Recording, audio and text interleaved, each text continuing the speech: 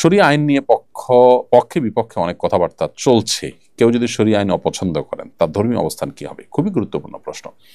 শরিয়া আইনকে যদি কেউ অপছন্দ করেন, কেউ যদি বলেন যে না শরিয়া আইন আমি চাই না, শরিয়া আইন আমি অপছন্দ করি, তাহলে তিনি সাথে সাথে ইসলাম থেকে খারিজ হয়ে যাবেন। কারণ শরিয়া আইন মানে হলো কোরআন এবং সুন্নাহর ডিসিশন। এটাকে যদি আপনি অমান্য করেন তাহলে সেক্ষেত্রে আপনি আল্লাহদ্রোহী হলেন, কোরআন হাদিসের বিরুদ্ধে বিদ্রোহ করলেন।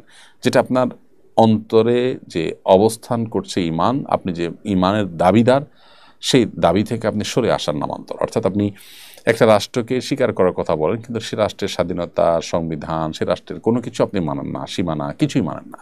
তাহলে সেক্ষেত্রে এই বিষয়টা যেরকম রাষ্ট্রদ্রোহ হিসাবে দেখা হয়, ঠিক একইভাবে শরিয়ার আইন নিয়ে পক্ষে বিপক্ষে কথা চলছে, এই সময় যদি আপনি বলেন যে আমি শরিয়া আইন চাই না বা শরিয়া আইন দরকার না বা আমি এটার পক্ষে না, তাহলে সেক্ষেত্রে আপনি অবশ্যই সাথে সাথে বেঈমান হয়ে যাবেন। হ্যাঁ, শরিয়া আইন নিয়ে যখন আলোচনা হয় তখন কেউ শরিয়ার পক্ষে বলছেন, আপনি মনে করছেন যে না এইভাবে শরিয়া কায়েম করা সম্ভব নয়, বা এভাবে নয় ওইভাবে হবে, বা এখন নয় তখন হবে, বা এইভাবে নয় আরও ধীরে আগাইতে হবে। অর্থাৎ আপনার শরিয়া আইনের ব্যাপারে আপনার কোনো আপত্তি নেই, আপনার সেটার ইমপ্লিমেন্ট নিয়ে ভিন্ন কথা আছে, আপত্তি আছে।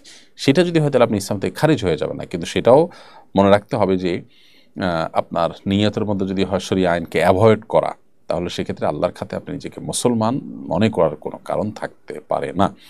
এই জন্য আমাদের চিন্তা করতে হবে যে এই জাতীয় বিষয়গুলোতে একজন মুসলিম হিসাবে খুব দায়িত্বশীলতার সাথে মন্তব্য করতে হবে। আল্লাহ তাআলা আমাদের সবাইকে সেই তৌফিক দান করুন।